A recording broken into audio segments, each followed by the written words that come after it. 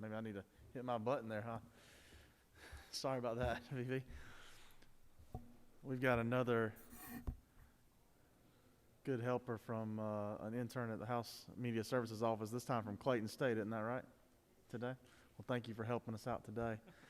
And I think we have Commissioner Williams and Director Dunn together, both ready online. Is that correct? Commissioner, can you hear us? Yes, sir. Can you hear me? We can. You're a little bit quiet. Hang on.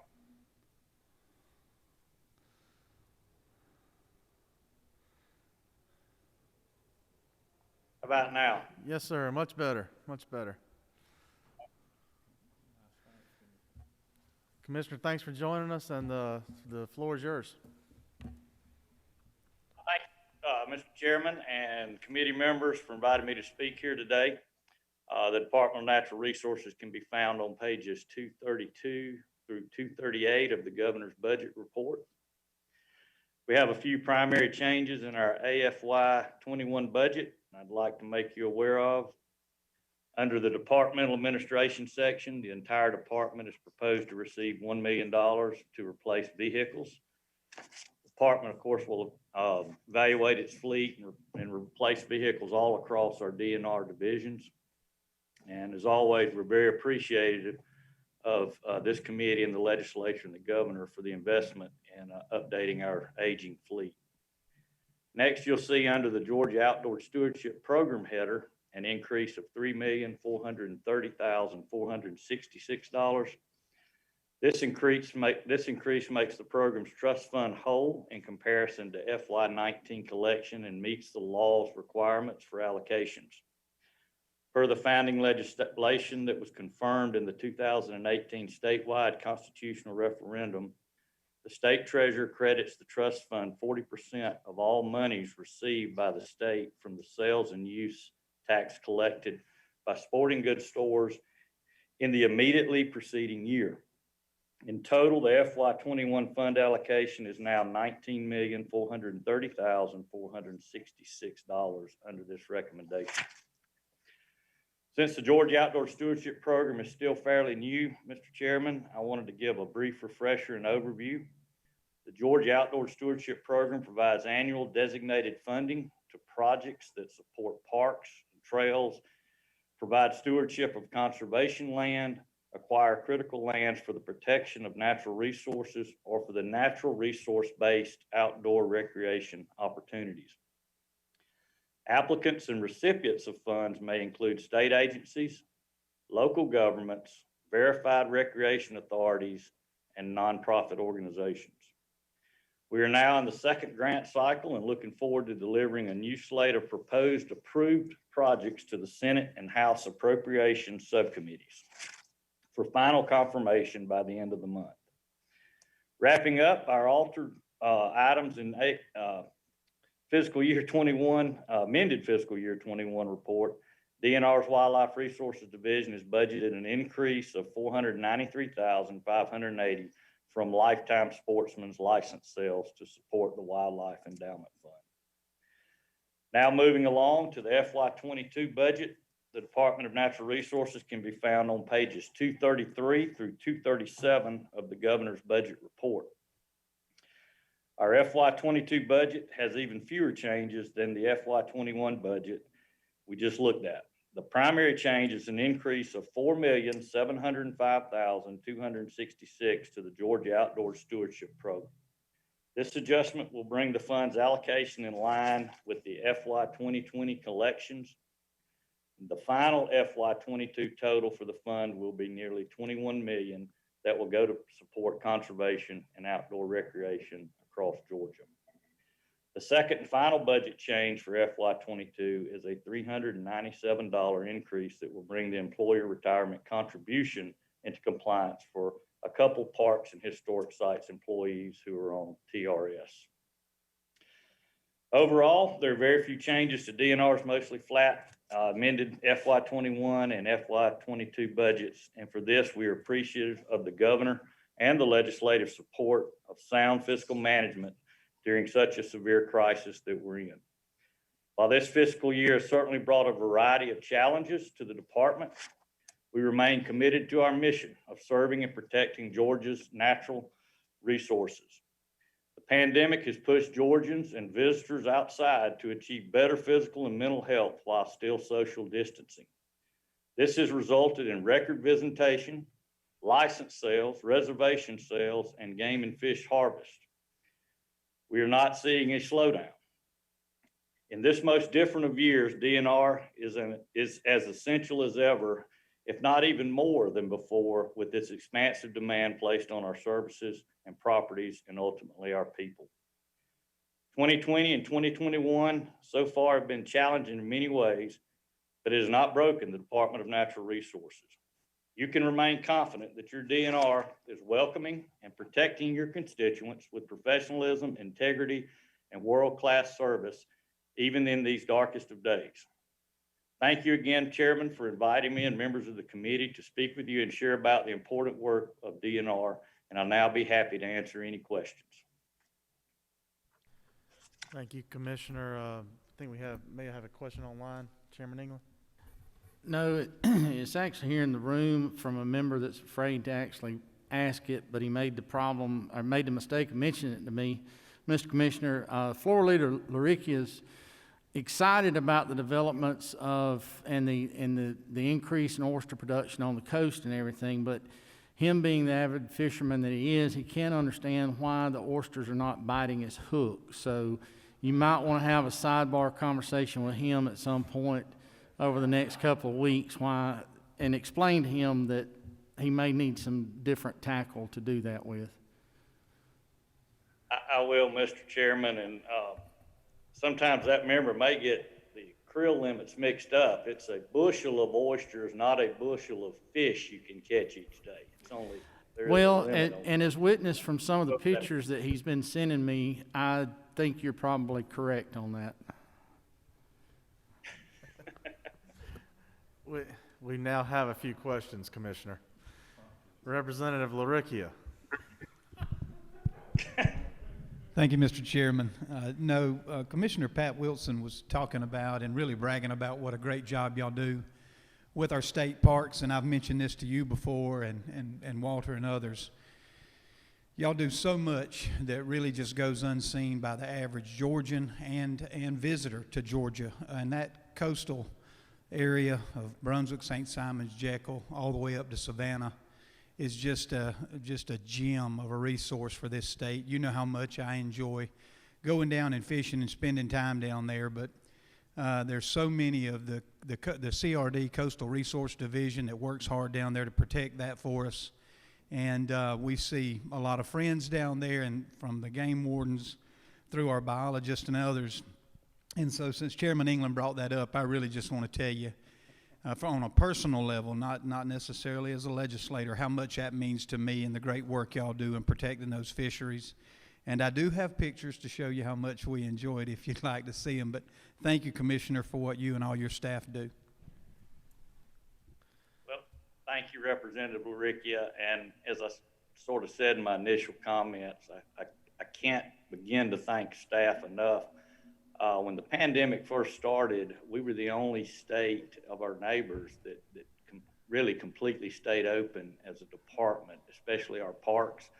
We went to 100% online registration to keep our employees and our guests safe, and actually have had record numbers at our parks. And the good thing is those people are coming back. So we just felt like early on that was one of the few safe places that people could go to get out of their homes and get out and enjoy and exercise. And so parks did a tremendous job. Our Wildlife Resources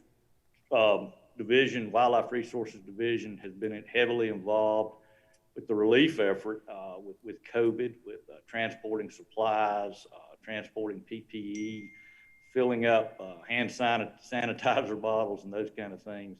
And of course, our LE has been, Law Enforcement Division has been involved a lot, including today with helping public safety during some public safety troubled times that we've had over the past year. And so I just want to thank really all of our employees for going the extra mile during this pandemic.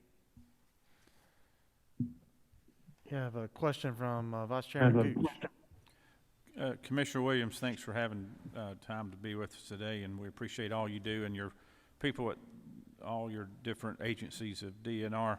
But the state parks, as we've discussed earlier, are probably at an all-time high as far as usage and capacity. I'm not sure what the numbers look like down in South Georgia, but I know in North Georgia, where I represent, every week of the summer, it seems like the parks were at capacity. If you drive by on a weekend, people coming up for the day were lined up out the gates to the main state routes. Do you have the usage reports that we could get a copy of next week and take a look at that? And do you have plans to expand any existing state parks or add additional state parks in Georgia going forward? No specific plans to the last question first, to add a state park to our rolls. I can get all the numbers from certainly to the entire committee in the next couple of days. I'm looking over at Josh, and because we track those weekly actually, and they have been doing great, and especially up in your area. We had to actually implement some policies on the front gate to let, as people came out, we would let other people in. That sort of subsided and somewhat back to normal numbers, but we have seen record numbers at our parks. And Senator Gooch, I want to thank you for we've begun some of that the paving through the help of Russell over at DOT. They've helped us with that, and that's begun. But I appreciate you initiating that between our two agencies last year, and that work's ongoing. But no plans for an additional state park at this point, but be glad to get y'all all the numbers. Thank you. Chairman Watson, Sam first. Sorry, I got two Watsons at the same time. Thank you, Mr. Chairman, and thank you, Commissioner, for being here, and thank you for the job that y'all do. Just kind of a follow-up on Senator Gooch's question, as our parks have been at all-time high usages. I know when we've got a lot of people in and out of our parks, and utilizing those facilities comes some wear and tear and things that need to be fixed and replaced and maintenance. And I noticed that we don't have a lot of that in your budget going forward, but just wanted to kind of get your opinion on that as far as, maintenance and repairs on our parks, being they are being used so much right now, and I hope they continue to be used a whole lot more going forward. I appreciate the question. Maintenance, we feel like we're in a good spot. We do have a backlog in maintenance when you have as many properties as we do. But park receipts and those type of things are up, and we use a good bit of those monies to self-fund a lot of our ongoing maintenance. Probably right now, we've got somewhere in the neighborhood of $30 million worth of projects, construction going on, new cabins, design, architect fees, and those type of things. Because we like to invest in these parks that are doing great, to even take them to the next level and add more cabins to them. I know we just finished up some at Fort Yargo, a couple of new cabins, and had some stuff going on last year down at we renamed Jack Hill State Park from Gordonia Altamaha is now Jack Hill State Park. We're very proud of that. So we do have a pretty good backlog. We're Senator Watson, Representative Watson, but I feel like that we're able to sort of maintain and don't have any real big problems right now with ongoing maintenance. We're going to take a question online really quickly, and then we'll get back to the ones in the room. Mr. Commissioner, Representative Mary Margaret Oliver, as many of us have seen, she's noting of Miss Sandy West's passing this past week on her 103rd birthday, I believe it was, if I'm not mistaken, down at Ossabaw, and is just wondering if there are any changes or new duties that DNR will assume down there with her passing? Yes, Miss Sandy lived a remarkable life, was a friend. She died on her 108th birthday a few days ago in Savannah. We had an agreement. She had a life estate in the house and some acreage around the house. And so upon her passing, the house reverts back to DNR. Heritage Preserve is immediately placed on that house per a written agreement with her. And the Ossabaw Island Foundation has a sub-agreement with us to manage the house and use the house. I don't want to speak for them as far as to their plans, but that would be the posture of the house as we sit here today. It's a state asset. It has heritage, will have Heritage Preserve on it, just like the rest of the island, and the Ossabaw Island Foundation will have management of it. Thank you for that answer, Commissioner. A lot of us were wondering, and thank you, Representative Oliver, for asking it. Chairman Watson on the Senate side this time. Ben. Thank you, Commissioner. Certainly kudos to you and your department relating to the pandemic and your help during the tough times of shutting down beaches and then opening up beaches, and all your help. I know the parks and trails and fishing and hunting have been extraordinary and been a great relief, from a physical and mental health standpoint for everybody in the state of Georgia. So kudos to you. Just a quick question and maybe an update on the oysters and the oyster project down in my neck of the woods, so to speak. If you don't have it off the top of your head, if we could just circle back maybe at a little bit later, just a little brief thought on that oyster project. So that was one part of the department that COVID did push back considerably, the timeline. We have hired one of our new oyster bonders that we're so thankful that this legislature funded. We are in the process of hiring the second one. We are looking to issue the leases through a public process, very open and transparent public process by this summer, and let these folks get geared up. I wish I could give you a time. I'm not an oyster farmer as to when we might be seeing them in the marketplace, but we got pushed back about 8 or 9 months on our timeline just with the pandemic. But back in gear, and look forward to issuing is it 3 leases? 3 leases this initial year, and then increasing after that. Chairwoman Dempsey. Commissioner, I want to say thank you especially for what you're doing here today at the Capitol.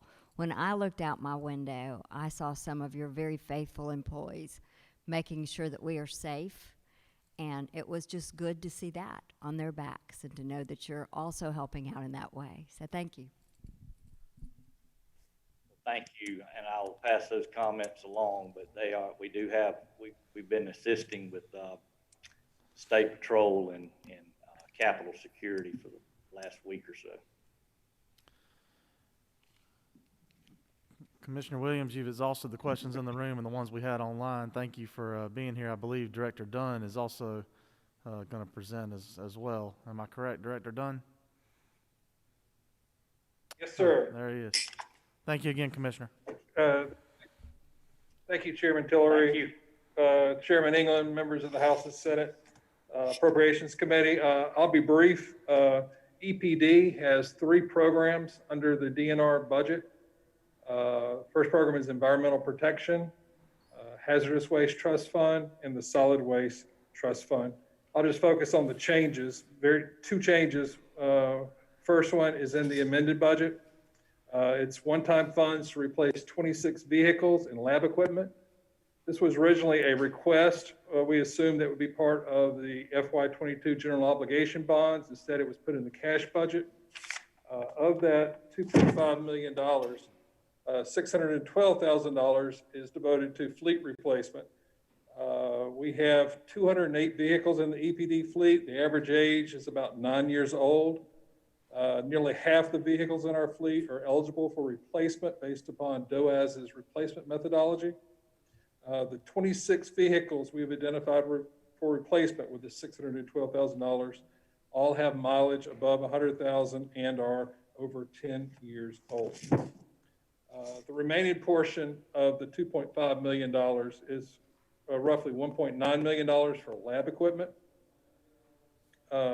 We had proposed to purchase 11 pieces of equipment. 9 of those pieces of equipment are to replace existing instruments that have exceeded their manufacturer's useful life recommendation, often by a large number of years. And 2 of those pieces of equipment are in our drinking water program. They're not replacing, they're new pieces of equipment that are focused upon our ability to test it for emerging contaminants in drinking water, and another one will allow us to process drinking water samples more efficiently. That's the only change in the amended budget. In the big budget, we have one change, and it's a statewide change. We have one employee who's a member of the teachers retirement system, so we have a adjustment for the employer's contribution to TRS in FY22, which is a reduction of $934. That's the extent of our budget change, Mr. Chairman, and I'd be happy to answer any questions. Are there any questions from members of the committee? We have none in the room. Any online, Mr. Chairman? No.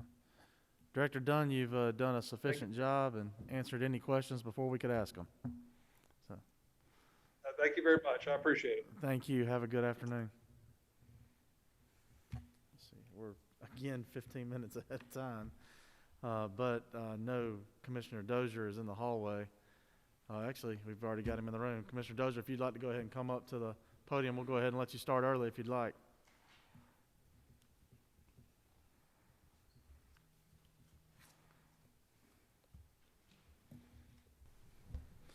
Your mic should be live now, and the floor is yours.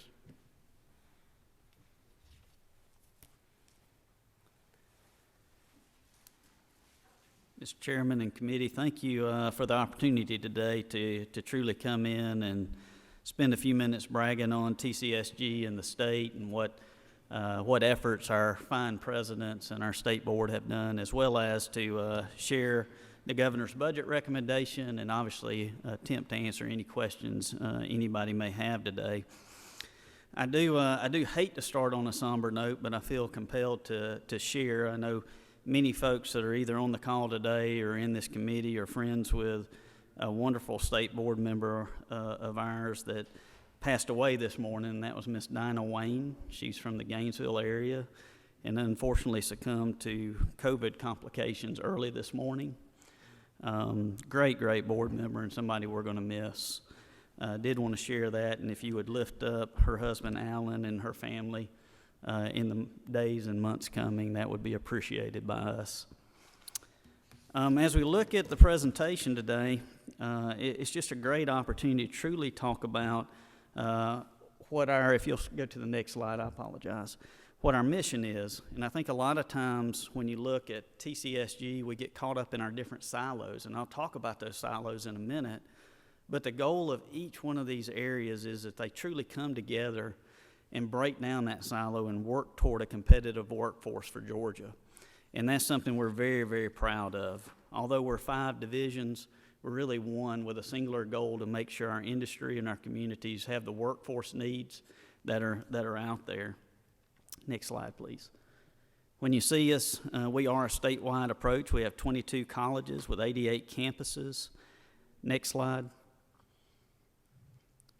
And the one thing I wanted to start with is just really, during this pandemic time, it's really brought out a lot of accomplishments. And so this is a chance just to share a few of the things that the hardworking presidents and men and women of TCSG have continued to do. We adopted, I shared this midstream last year, we adopted a slogan saying that we train heroes. It truly came to light during the pandemic that just about everybody who was an essential worker, folks that were in the manufacturing, CDL, our nurses, so many other folks that were so paramount to the success of this pandemic and to truly get this pandemic behind us. TCSG has the pleasure of training, and we didn't lose sight of that. And when you looked at it, just a few of the accomplishments, we're the only Purple Heart system in the U.S. We were given that attribute during this pandemic, and what that means is every single one of our colleges has a focus on our veterans. We train over 13,000 veterans a year, and we make sure they have an area that they can truly go to. We were top 3 in the practical nursing program down at Southeastern, Chat Tech, and Georgia Piedmont. We're in the top 10 of registered nursing programs, and that was Chat Tech again, Gwinnett, and Wiregrass. We were named the best medical assisting program at North Georgia Tech. Skills USA named Lanier Tech as a model system, and we had 72 medals during the Skills USA competition, which was second in the U.S. All this during the last 12 months. We also launched, as I mentioned last year during this time, we launched Cloud Academy. That is doing extremely well. We also, in our adult education area, kicked off Career Plus, which is another way to get your high school equivalency. And along with that, introduced the high-tech program, as well as the GED testing. We were the first system in the U.S. to launch online system registration for adult ed. And during all this time, we allowed free education on our website, which produced over 7,000 professional development certificates. These are more in the areas of soft skills, but that gave folks that were out of work or looking for employment something to really hone in their skills during this time for free. And then on top of that, I'm so proud that we saw our students to the end. During that 2020 spring and summer semesters, we gave 36,791 awards to 24,291 graduates. That's amazing to see the hard work of our presidents and our faculty in the colleges seeing our students through it. I could go on and on about the support at the front end as far as transportation, logistics, moving PPE across the state, donations of our culinary arts and our horticultural plants to the nursing homes, child care for first responders at a few of our child care facilities, and just the fact that our staff transitioned so quickly to online. But I'm equally proud right now during the vaccination period. So many of our colleges, your colleges across the state, are volunteering to help with vaccinations across the state, watching the individuals who've been vaccinated, and even potentially maybe hosting a few of those sites on our campuses as we move forward with vaccination. So extremely proud of just being truly a part of the state and a part of the system. When you look at our students on the next slide, you'll see our average student, and this is in our technical ed side. So I focus solely on it for this part of the presentation. Our students typically are 27 years old. A little side note, one of the things we're working on is how do we reduce that number? Imagine how many more folks we would get to the workforce sooner if we can lower that average age from 27. They typically have 9 years in the workforce. 50% are first-generation college students. Our makeup is 37.8% black, 46.5% white, 9.8% Latino, and 5.9% other. 36.5% are male, 63.5% are female, and we have a great graduation rate of 76.4%, with a more impressive rate of 99.4% placement rate and 87.5% placement rate in field. The neat thing I didn't put up there, and I find it so odd, last year when I presented, if you'll remember, we warranty our graduates. That seems weird to warranty an individual. I kind of have a hard time throwing a picture up of somebody that we warranty. But I think it does really testify to the level of education. I think that's one thing that in my short term here at TCSG that we have to do a better job, and that is making sure folks realize the level of education someone gets at one of our colleges is paramount to none. As we look, I thought no better way to talk about how TCSG, through the support of this body and our governor, are truly changing lives in community and partnering with industry, other than hearing from the gentleman that you see on this picture, Ramir Williams. Ramir was selected by a group, some members of this assembly here, to be our Student of the Year, and you'll see here shortly why he's a Student of the Year, but he does an incredible job talking about how we're changing lives, so thank you. If you'll flip to the next, we have a short video of him.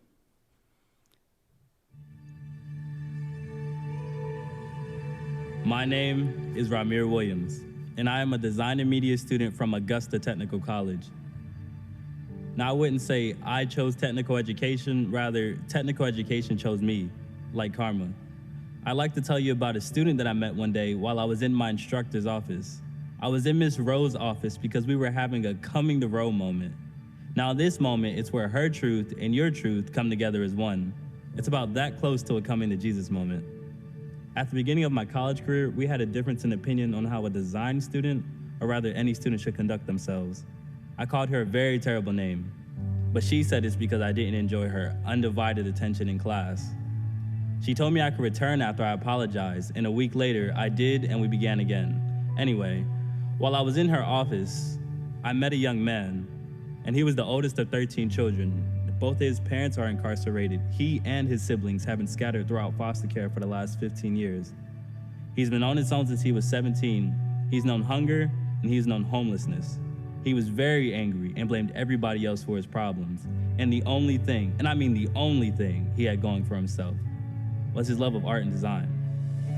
And in case you're wondering, that student, it was me. See, I've never said any of these things out loud to another living soul, but after sitting down with my instructor and many tears later, I understood my predicament a little better. She said, Ramir, everybody is a statistic. It's up to you which category you wind up in. Now you can give up, and you can let life roll over you, or you can choose to do something about it. And me, I chose to do something about it. I'm getting a first-class education that'll bring me to a level of success I didn't think I could achieve. I'll be a first-generation graduate, and I take every opportunity provided to me. I served as a state officer for Skills USA, and in case you don't know what Skills USA is, it's an organization that provides highly skilled workers to close the skills gap that's in America. I'm a gold medalist in ad design for Skills USA, and I placed 7th in the nation last year. I've also had the opportunity to talk to our members of Congress on how technical education and Perkins funding is so important nowadays in college. I was a work-study student on campus, and I played my role as a campus leader. I'm also the president of the youth group at church, and I run hurdles on the track team. Nelson Mandela stated, education is the most powerful weapon which you can use to change the world.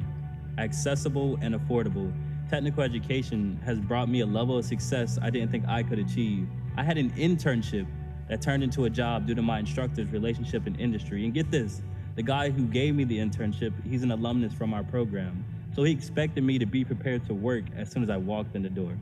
I've gained good work ethics such as professionalism, communication, teamwork, and leadership. I'll be able to obtain and keep a job and then advance in my career. Now, I would say I was given special attention due to my circumstances, but the fact of the matter is, this is really just routine treatment. And I pray that every student in the technical college system of Georgia is as blessed that I have been to have great instructors who have ensured my success. Now, everyone, I have a question for you. Who knew from concrete that a flower would grow? Thank you.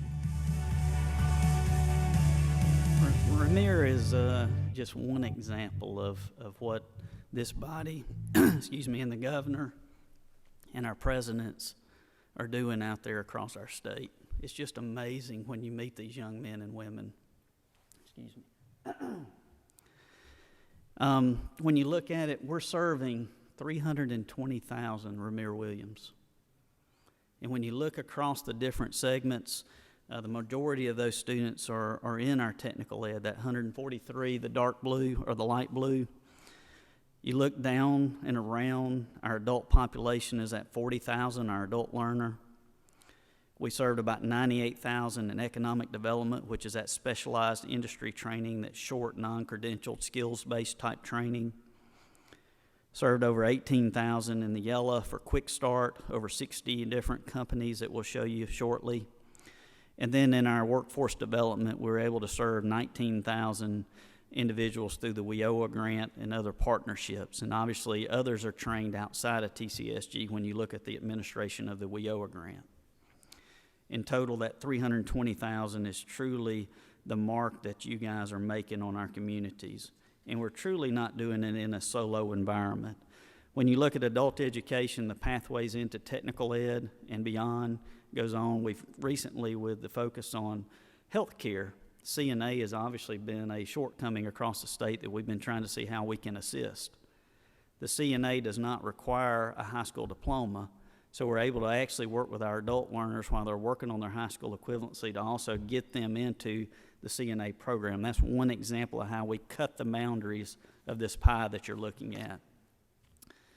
The next chart also shows a little bit of a breakdown of that 140,000 that's in our technical education enrollment.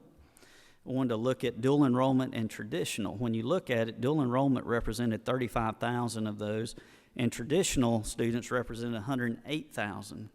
But what I found to be very interesting is making sure that we're focused on workforce in the high career demand field areas. When you look at the high areas, it was amazing that 67% of our traditional students are in some type of training in that area. That doesn't mean they're on the Hope Grant and the Hope Career Grant. That means they're in one of those fields. When you look at the actual number of folks that are in specific courses that fit the Hope Career demand, we're about 45,000 students, and that's increased from over 41,000. And I believe it's only about 24,000 of those that qualify for the Hope Career Grant. So I give you all that just to make sure you understand that it's much broader than just those that are getting the Hope Career Grant. Everything's really focusing on workforce development. And then the neat thing was I was real curious about dual enrollment. We typically think about dual enrollment of being those core classes preparing for college, and that is what a lot of it is. But 32% of the coursework that a student took in TCSG through dual enrollment was in the area of workforce development and technical skill training, whether it's welding or some other type of trade. So very, very impressed how we're trying to make sure that those students that touch us are being the next leaders in workforce development across this state. One of the things that I continue to get asked about and wanted to address it right here is our enrollment during the pandemic. Statewide two-year colleges have been seeing about a 9.5% reduction in enrollment across the state. And when you looked at our fall enrollment, we fit close to that. We're about 8.5% down from our enrollment from last fall.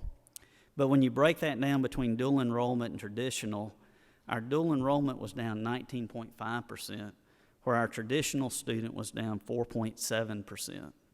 So if you look at that traditional student compared to the nation rate at 4.7 versus at 9.5, Georgia's doing very, very good at making sure that our colleges are open, that we're running. We've learned how to do it through a hybrid approach, and we're making sure we continue that pipeline. Obviously, we'd love to see increased numbers, and that's where we hope to head. We had hoped to see that in spring. We're still starting our spring enrollment right now. Some colleges are up and going, and some are in the process of getting up and going for spring, so our numbers are not where they'll end, so they're a little higher than I anticipate at the end. But we're seeing a very similar enrollment for spring, and I believe that's because we had the uptick right here at the new year. I think that slowed the enthusiasm, but I believe it will bounce back as soon as we have the vaccine out. But currently we're looking at about 11% decline, and I expect that to shrink over the next 2 or 3 weeks, close to what we experienced in fall. And when you looked at traditional versus dual, it's 34% decline for dual and 6% for traditional. As the high schools get the K through 12 get going again after this break from the Christmas holidays and New Year's, you'll see dual enrollment increase as well. So you'll see all these numbers go down. My anticipation will be that spring will look very similar to fall, and then we'll have a rebound in the next semester. To give you an idea, looking at spring, we have 6 colleges that actually have a positive enrollment looking at traditional students. So you're seeing that enthusiasm coming back. The next chart shows the actual number of credentials we're given, 59,000 awards. When you look at that breakdown, 43,000 are that TCC. Those are the 1 to 2 semester type certificates. 13% was the diploma, which is stackable credentials. You might get multiple credentials in welding, increasing your expertise. It's less than 2 years to get that. And then we have the degree, the full 2-year, which represented 14%. And many of those, just to remind you, is we offer 2-year in your traditional applied science areas. with a focus in welding, with a focus in workforce. So when you hear that going back 2 charts, that's how the 62% are working in that high demand area. The next slide. Just to give you a feeling on the numbers, and this is something you'll start seeing more from us. We've never kind of showed the actual numbers of actual skills that we're producing out of the colleges. And we're going to start having numbers that we're actually tracking toward. But in welding last year, when you looked across technical ed and economic development, we produced 4,619. And as you go down that, you see that some of these skills, such as construction, 789, electricians, 1,397, nurses, 3,000, manufacturing, 4,400. I want to start setting some goals in these areas and see where we can reach and attain. But that gave us last year 21,000 graduates just in a few of the selected areas that I chose to put on here for this presentation. One of the areas that's always of discussion in the General Assembly has been aviation. I should have added it in and thought about it today as I was preparing and reviewing again.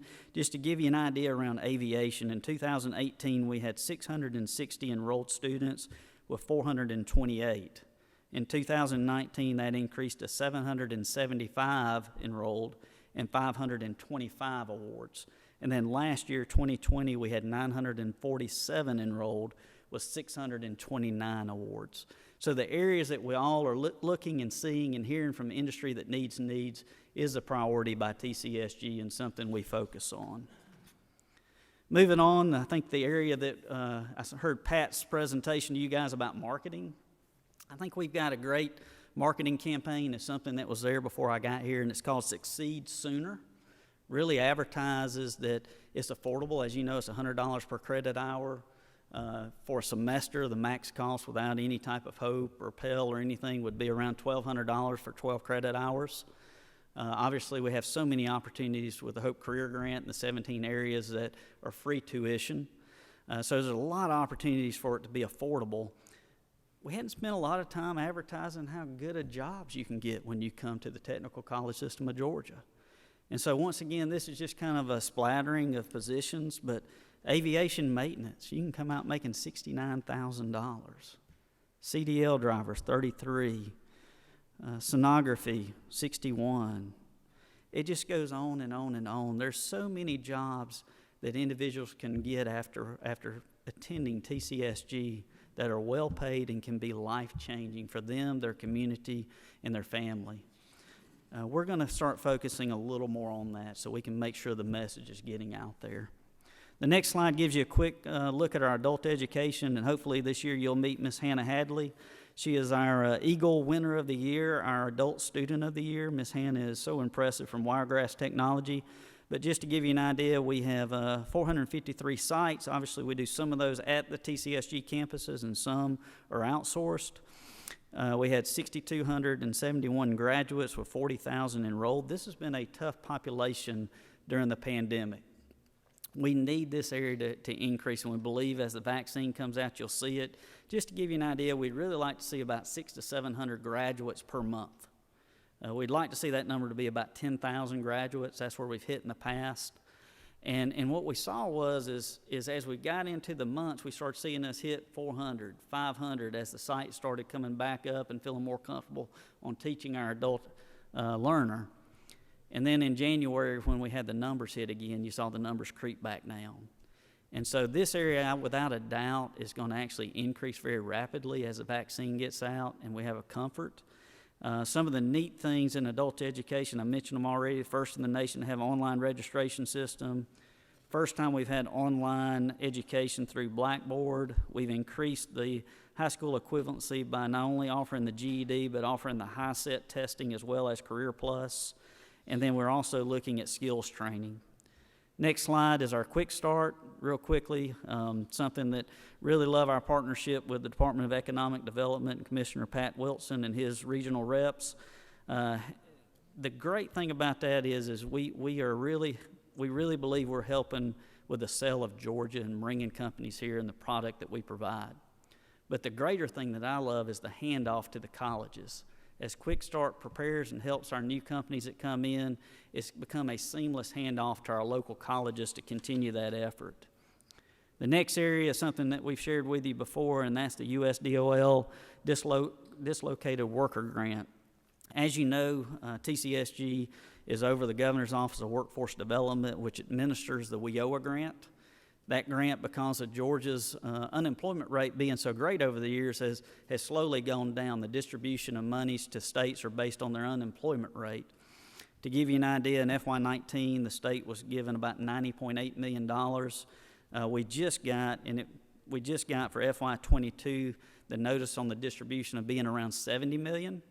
But during this time, we also got augmented 2 special grants, $12 million and $13 million, $25 million during the pandemic to help with displaced workers. Those are unemployed or underemployed, and that money goes directly to the 19 workforce development boards out in the communities to make sure individuals are getting the skills they need to train. So very blessed in that area. The next slide is the eCampus, and it's just a reminder that we were blessed during this process that the governor awarded TCSG $10.4 million of the GEARS money, the Governor's Emergency Education Relief Fund. We are so thankful to the governor for seeing fit to provide that. What GEARS will do is give us the chance to launch something called the eCampus.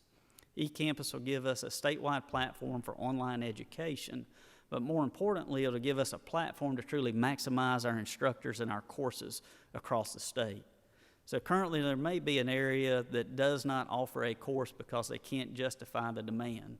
This is going to give us a chance to truly offer courses statewide, truly make sure our best of our best instructors are used statewide, and then give us a platform for the future for all of the avenues that we talked about, whether it's economic development, adult education, or technical education. Just to give you an idea of how we plan to leverage that, is we were recently, yesterday or the day before, were awarded a grant for $4.5 million through USDOL to help look at strengthening our pathways on manufacturing, healthcare, IT, which includes micro-credentialing.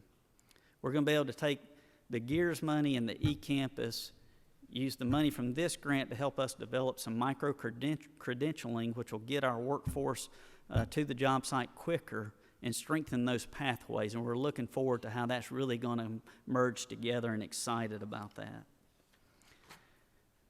The next slides are what we're here really to talk about, and that's the budget. I have just a few items in the budget, and obviously look forward to answering those questions. But we were blessed in the governor's recommendation for the amended fiscal year 2021 budget.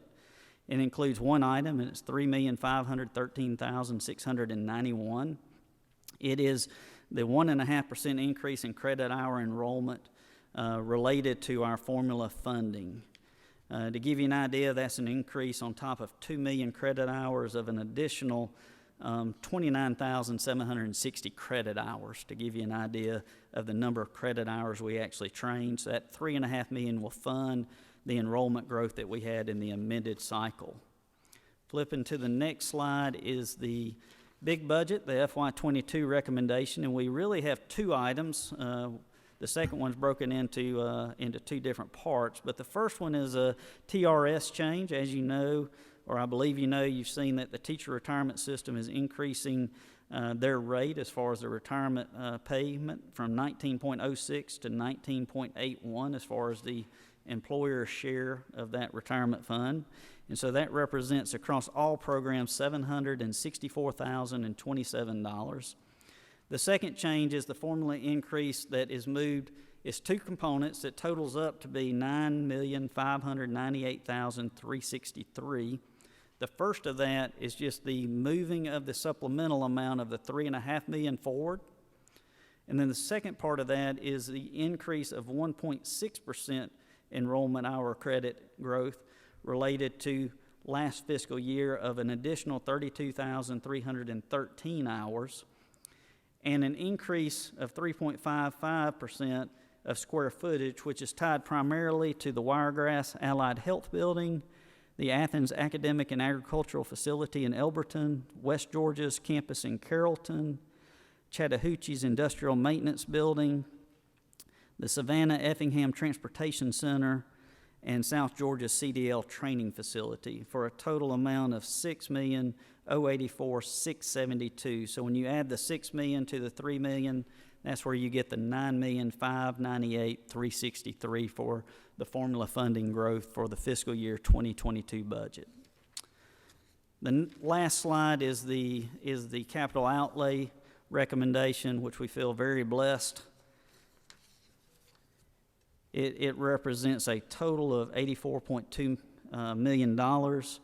A majority of that is just maintaining our current facility with $23.9 million in major repairs and maintenance, $10 million in equipment refresh, and then we get into specific facilities.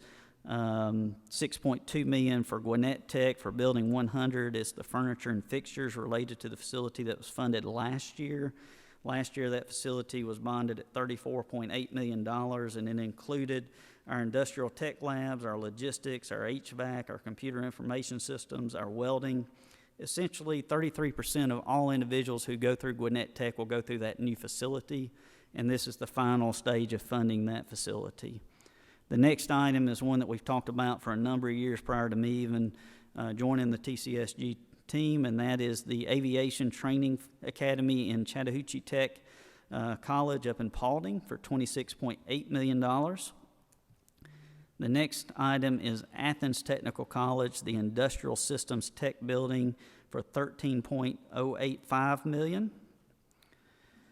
The last item is the Savannah Tech College Culinary Arts Program. It's on 7 West Bay. Very, very excited about that for $3.5 million. That's design and construction. We do have a local amount that's been contributed, and it's multiple fundraising efforts around that of almost $1 million, $978,000 that will go with this $3.5 million. But it's very, very exciting. If you're on West Bay Street, right across from the Hilton, there's part of the storefront across has been holed out, and we're going to actually be doing a teaching and training facility that serves the public there. So there'll be a bakery on the first floor, sit-down dinner area on the second floor, and a training level in the basement. And it's going to be right there so that you can serve all the patrons in Savannah. I believe there's something like 3,500 beds there as far as folks being able to stay there, but it also gives us a presence where we can truly advertise the skills we're training at TCSG there at Savannah Tech.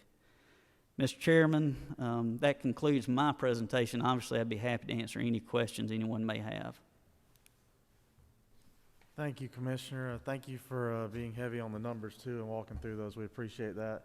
And also, I would like personally to meet Mr. Williams if that's ever a chance. That was one of the most inspiring and just personal videos I think I've seen in my tenure here. Mr. Chairman, we typically, I don't know how this session will look, but we typically bring Mr. Williams and Ms. Hadley up here to actually have their chance to meet with each of you guys and have their picture made on the floor of both the Senate and the House.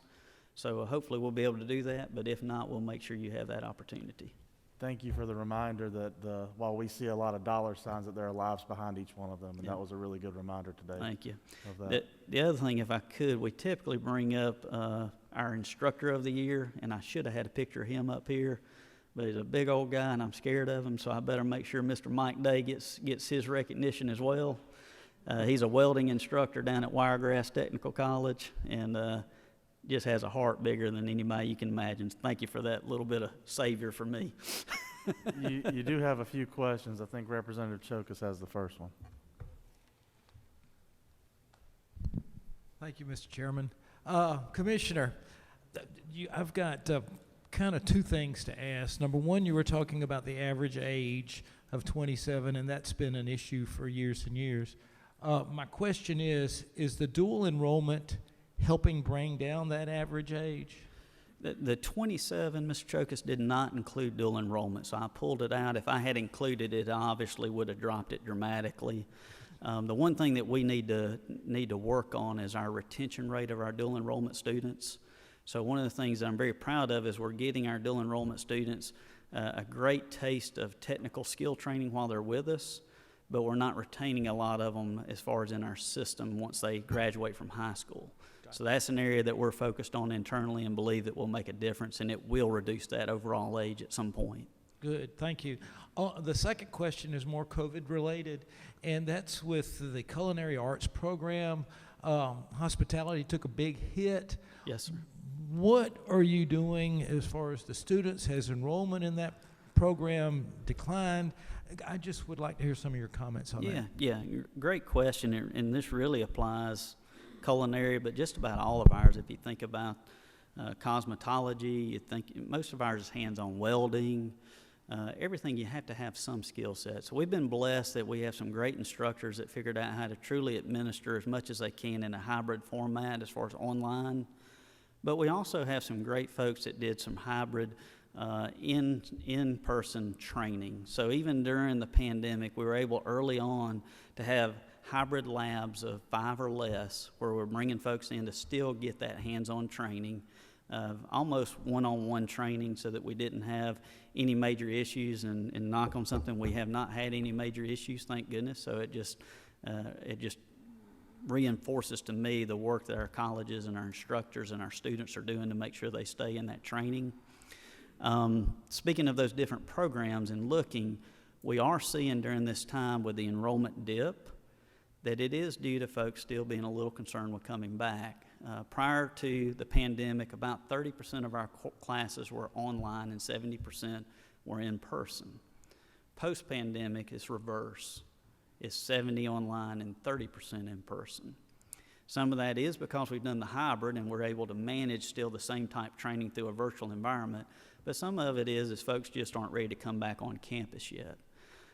So I do believe that we'll see a dip in some of those areas at the end of this year, but I think it's going to be very short-lived. When you go out there, I was blessed to be down at Southern Regional and Athens this past week.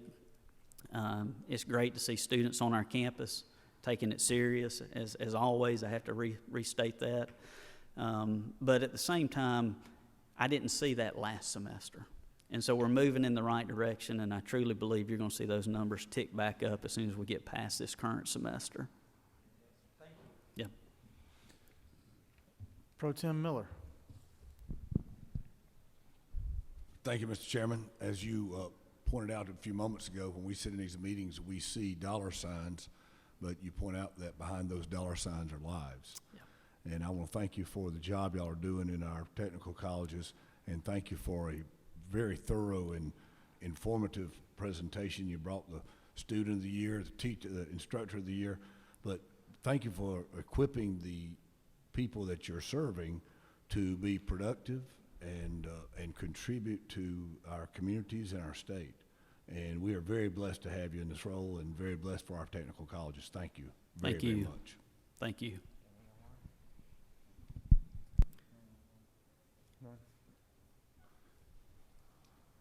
Senator Gooch. My last. Yes, sir. Maybe. Commissioner, I want to offer my condolences for the loss of Dinah Wayne. She was the board member that followed me when I was on that board. I guess it was 12 years ago now, and I offer my condolences to her husband and her 2 boys today. On a lighter note, I think we may want to have executive session to discuss a recent hire that you made up here at North Georgia Tech in Clarksville with former Senator John Wilkinson. I understand he may be listening today, so we do congratulate him and thank you for looking after him. I think he's going to be a great addition to the family. Thank you, Mr. Chairman. I thought he was trying to get it. Leader Burns. Thank you, Mr. Chairman. Commissioner, I just want to thank you for meeting the needs in our communities when the needs of our local industries become a concern. And I'll just tell you, just to reinforce what I think everyone here knows, that not only you and Neil and the staff here, but on the local levels in the different institutions certainly are proactive and meet that need. But I hope you'll take a look at a couple of those salaries you threw up there. One of them's in truck driving. Yes, sir. And if they want to make a little more money than $33,000, it's not a problem. Tell them to come to Southeast Georgia, and they can probably double down on that. Yes. Mr. Leader, I appreciate you actually bringing that up, and I should have mentioned this. I questioned that salary as well as a couple of others up there as well. We can only capture those that are working for somebody, and so many of our truck drivers are independent contractors. It makes so much more money than what was shown up there. So you're exactly right. Thank you so much. Yeah. Commissioner, that brings up a comment that I just thought of personally. As our economy continues to change and we go to driverless cars and things like that, some of those high-paying jobs right now that are really the largest jobs in our state and in our economy, we're just really glad to have you at the helm. We need to transition and be ready for whatever's coming next. So thank you for staying on the cusp of the wave, being forward-thinking. We know that the jobs that we did 20 or 30 years ago we're not doing now, and the jobs that we're doing now we probably won't be doing in 20 or 30 years. But we've got to be ahead of that curve if we're going to continue to make Georgia the #1 state to do business. So thank you for being so flexible and moving so quickly. Absolutely. I don't think you have any more questions from the members. Thank you so much again for being here today, and we do look forward to meeting your recipients at a later date. Yes, sir. Yes, sir.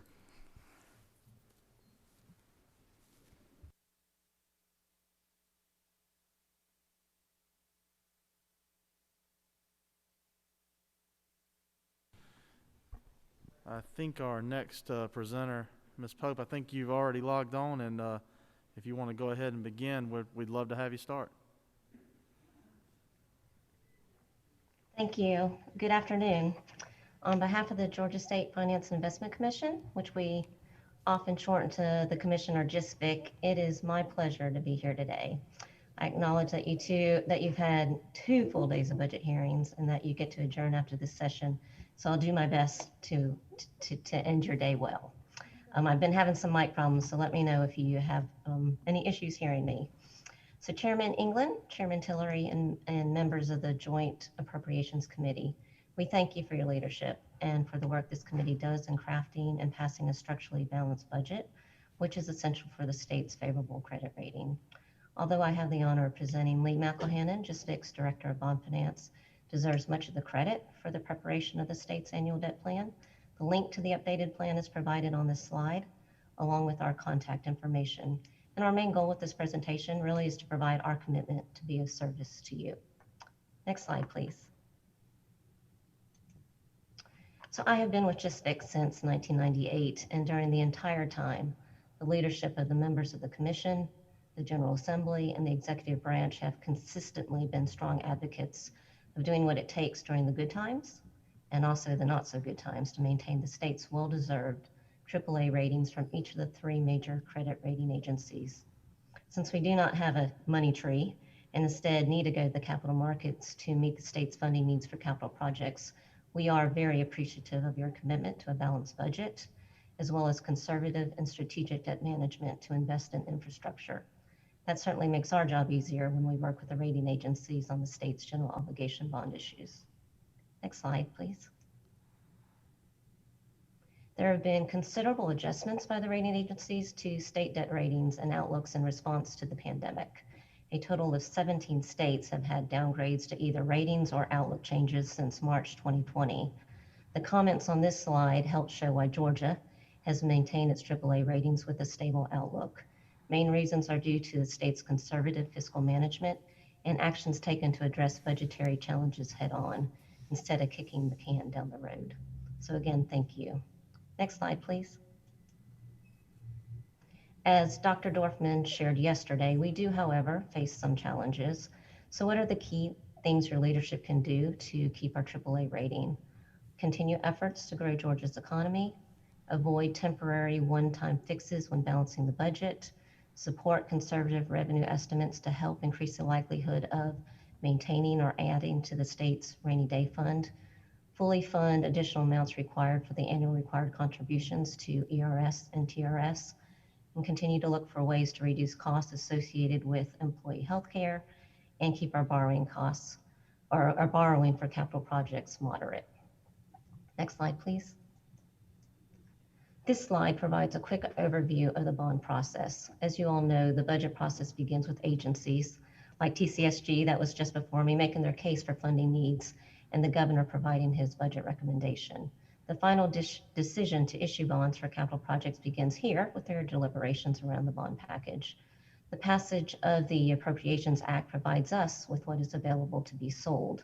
We work with agencies to determine which projects are ready to proceed and be included in the upcoming sale of bonds. Prior to the sale of bonds, JISFIC's Finance Division, in consultation with OPB, the state economist, and the rest of the state's amazing finance team, or AKA the bond team, prepares the bond offering document and presents the state's economic picture and financial condition to the 3 rating agencies. Each time the state issues debt, and even all throughout the year, we must demonstrate to the rating agencies why we continue to deserve the AAA. We certainly do not take our ratings for granted, which is one reason we are so thankful for the leadership provided by Governor Kemp and OPB Director Kelly Farr and his staff, who are very committed in helping respond to rating agency questions and making time to meet with the rating analysts at least once a year. Following the receipt of ratings and pricing of the bonds, the Commission Board approves the sale of the bonds to the best bidder. And then after the bond sale, the work to complete the project begins. Next slide, please. So where do interest rates stand today? Over the last 30 years, interest rates have definitely trended down. In response to COVID-19 and economic shutdowns and resulting uncertainties, the markets were quite volatile, especially in the first half of 2020, with rates rising in March and then falling to all-time lows in August before leveling off towards the end of the year. Overall, the market continues to prove its resilience. It's important to point out that even as bond yields have gone below 5%, the market has had a preference for a nominal interest rate of 5%, which has meant that many bonds have been sold at a premium price for a bond with a 5% coupon. This buyer preference has allowed us to provide premium proceeds and sell fewer bonds to fund the authorized projects or to apply those premium proceeds towards refunding existing debt. Both approaches contribute to lower debt service needs from the General Obligation Debt Sinking Fund. When we sell bonds, we try very hard to ensure that we structure the sale in such a manner as will enable the state to achieve the lowest borrowing cost. Yet we do not try to fight or force the market. Our experience has been that taking what the market gives you is the best way to make lemonade. Next slide, please. So our state constitution allows funding via state general obligation bonds for the 4 categories shown on this slide. It's no surprise that most of the bonds fund capital projects, but the state also provides significant support to local governments for K-12 capital outlay, public libraries, and low interest loans for water and sewer projects. Next slide, please. For authorizations funding projects of the state, we look at 3 major things. First, is it a project that is owned by the state? Although there are many capital needs within our state, the state's constitution limits what can be funded with the pledge of the state's full faith and credit. Second, is it a capital asset? State law and federal law restrict what bond proceeds can be used for. For example, the state's constitution does not give us the legal authority to issue bonds to fund pensions. And third, we always pay close attention to the useful life of the asset. This helps keep us from issuing long-term debt for things that will not last through the final payment of the debt. The state typically issues bonds, as you know, with a 5-year and 20-year term, although we have funded certain items such as school buses with a 20-year term, or a 10-year term, sorry. JISFIC is charged with ensuring the expenditure of bond proceeds does not violate legislative intent, nor violate what is allowable by state or federal law. It's often easier to start with a list of operational items that are not eligible for funding. Agency expenses in the constitutional sense should be funded through annual budget appropriations and a General Appropriations Act, and should not be paid or reimbursed from general obligation bond proceeds, even if those expenses could be considered capital expenditures and that they contribute to the improvement of the capital asset. The link provided on this slide takes you to JISFIC's website, which provides several JISFIC and SAO policies that provide guidance to agencies for what is allowable and not allowable for funding with bond proceeds. Next slide, please. This slide provides a history of general obligation debt authorizations for capital projects and bond issuances for each fiscal year, since 2011 through 2021. The approximately $1.129 billion of general obligation debt authorized for fiscal year 2021 address needs for new facilities for K-12 education, higher education facilities for the University System of Georgia, and also the Technical College System of Georgia, improvements to state roads and bridges and the state's rail rate system, public safety, economic development, and other facilities of the state. Next slide, please. This slide helps show compliance with the state's constitutional 10% limitation for general obligation and guaranteed revenue debt that can be issued. The debt service ratios include both actual debt service for bonds that have been issued to date and debt service for projected new authorizations or existing GO authorizations that have not yet been issued. Fiscal years 2009 through fiscal year 2020 reflects actual debt service paid on both general obligation or GO debt from the GO Debt Sinking Fund. It also reflects guaranteed revenue or GR debt payments and the amount of debt service for projected new authorizations or existing GO authorizations that have not yet been issued. As state revenues recovered from the 2007 through 2009 recession, authorizations for new debt were restricted to critical infrastructure projects, and the state vigorously pursued opportunities to refund its debt and lower debt service payments to get the debt ratio under the high of 8.1% from fiscal year 2011. The projections, fiscal year 21 reflects what is estimated to be paid during the fiscal year as of December 31st, 2020, and should reflect final amounts since we do not expect to be issuing additional bonds during the remainder of this fiscal year.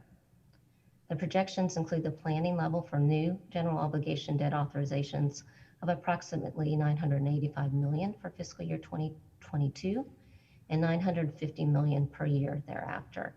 The plan also factors in the State Road and Tollway Authority's request for issuance of guaranteed revenue bonds during the plan period to capture debt service savings by refunding current obligations. Next slide, please. This slide reflects the impact of the general obligation bond sale from August and Jeff's latest revenue estimates through fiscal year 2025. The first section, which is reflected in thousands, provides information regarding outstanding principal. We started fiscal year 21 with $9.55 billion outstanding, and after issuance of the bonds in August 2020 and monthly principal payments made during the fiscal year, there will be approximately $9.69 billion outstanding as of June 30th, 2021. As previously shared, fiscal year 2022 projects the issuance of approximately $985 million in new GO bond authorizations, the issuance of guaranteed revenue bonds to refund existing debt obligations, and also the issuance of $327.47 million that is remaining from prior authorizations. Next slide, please. Wow, I've gone through this fast. So here's our final slide. Finally, it's just a note about future bond sales. Like I just said, we have $327.4 million in authorized but unsold bonds from fiscal year 2021 and prior years. All of those remaining items are for K-12 capital outlay. Typically, we provide general obligation bond funding for projects once a year during the summer. We plan to start the process as soon as the fiscal year 2022 budget is passed, and we'll try to have those bond proceeds available as soon as we can in fiscal year 2022. Chairman, that completes this presentation, and I'll be happy to respond to any questions. Thank you, Ms. Pope. I don't see any questions in the audience or any online either. Chairman England, do you have any comments? Diane, I just want to add my thank you to the wonderful job that y'all do on helping us manage the state's bonded indebtedness, and just always being there as a resource for us when we reach out with a question, and always being very prompt and getting us a reply anytime we have questions. But just a big thank you, because you've got one of those jobs that nobody really sees you doing it, but you do an incredible job at it, and I just want to tell you we appreciate it, and it does not go unnoticed. Thank you. And it's extremely integral to state government, so thank you so much for what you do. Thank you. Having no other questions, I do have Senator LaRicchia. Did you mean to hit your button? Representative, but yes, sir. Sorry, I promoted you. Representative LaRicchia, do you have a question? Diana, thank you so much for your presentation. And this is more a comment maybe to Chairman Tillery and Chairman England, but I participated in a study committee some years ago, about 3.5 years ago, to look at the delivery methods on these capital projects and how we bid those out. And I have, all 6 years that I've been up here, I have a lot of medium to small general contractors that reach out to me every year. and complain that they are not getting fair opportunities to bid some of these capital projects because they're delivered construction management at risk. And the RFPs are written in such a way that if you hadn't ever built a $10 million building, you can't bid one that's 5 or 6. I mean, it just kind of keeps them edged out just a little bit. But I think we need to have maybe a deeper conversation at some point, and in particular the impacts that it has on small rural general contractors to be able to competitively bid for some of these projects.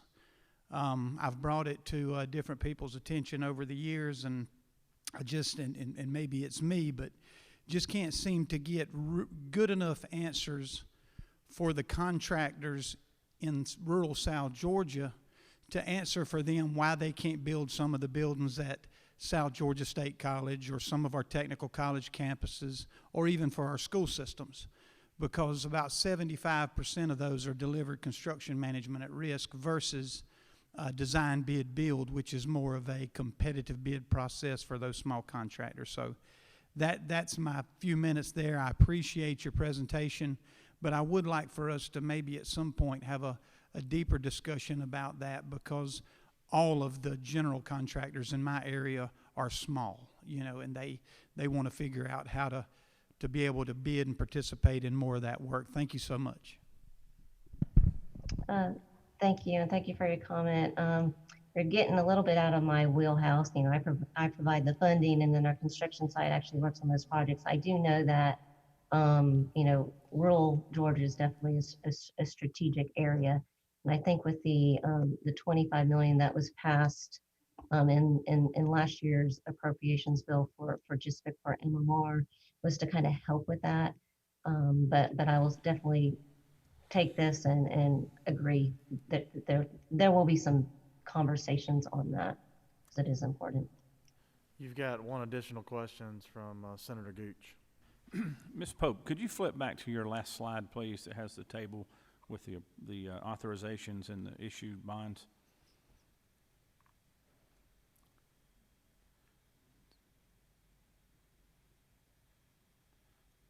Yes, ma'am, that's it. Can you tell me briefly, like from fiscal year 2015, there's 555,000 remaining authorizations in principal. Are those bonds that haven't been issued, or they're projects that haven't been fully funded yet? Those all represent authorizations that have not been issued yet. Okay. So that's part of the authorizations that, and when we do the debt plan, we model the program to issue all of it the next fiscal year. But of course, it doesn't always happen. These are all for K-12 capital outlay. And they do a great job at trying to request bonds when projects are ready to proceed. You know, I have to get detail on, you know, some of why there's some lagging, especially in those older fiscal years. And that's a good question, and I can do some follow-up with some detail if that's helpful. So is it normal for a project to run 5 to 6 years like that, or maybe in 2018 there's still almost 14 million, in 2019 26 million? Is that typical from the history of your organization? I don't think it's typical. I mean, it's typical that there's always some remaining authorizations for K-12. Trying to fund. I mean, as you know, we've got so many counties and so many school systems. I think Department of Education does an amazing job at managing that. So there's always some remaining, but I don't know that it's typical that it takes several years like we're seeing on this chart. Last question. It seems like it would be difficult for budgeting to prevent cost overruns for a project that's 5 or 6 years old, considering the cost of inflation and the material costs have gone up so much in the last 2 to 3 years. Does that sometimes jeopardize the project? Good question, and unfortunately, I would say yes, but I'm not the expert on that side. Like I said, I can follow up with which projects are in there to help answer, you know, the specific projects that were authorized for those items. But it's a good question, and I think it makes sense that it probably does with inflation costs. But I just don't know the exact answer. Thank you. Thank you, Ms. Pope. You've answered all the questions of the members here in attendance and online. We appreciate your presentation today, and again, thank you for what you do behind the scenes and in the front line for our state. Well, I appreciate what all you do. Thank you. Members, we have reached the end of our agenda for today. We'll let you out a little bit early. Remember, we start again tomorrow at 8 a.m. We will hear from the Department of Human Services, Department of Family and Children's Services, Department of Community Health, Department of Behavioral Health, and then we will end the day hearing from Director Farr at the Governor's Office of Planning and Budget. Thank you again for your attendance today and your participation. I think we had a lot more good questions, and we will see you tomorrow morning at 8 o'clock. Unless Chairman England has anything he wants to add. Nothing more? We'll see you tomorrow morning at 8 a.m.